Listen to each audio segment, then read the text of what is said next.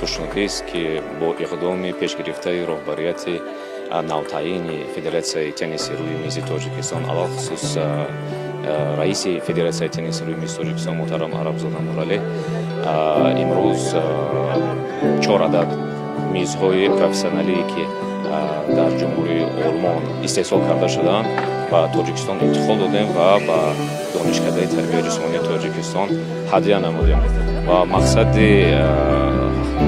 ҳамкории мо пеш аз ҳама ин густариш ва ривоҷи равнақ додани ин намуди варзиш дар ҷумҳурии Тоҷикистон аст. Ин донишкада яке аз донишкадаҳои асосиест ки барои тарбияи мураббиён, барои тарбияи варзишгарон базаи комил дорад ва мо хостем ки то донишкада ҳамкорӣ густариштем ва дар ҷодаи пайдо намудани истеъдодҳо ва тарбия намудани варзишгаро ҳамкорӣ дуҷониба намоем.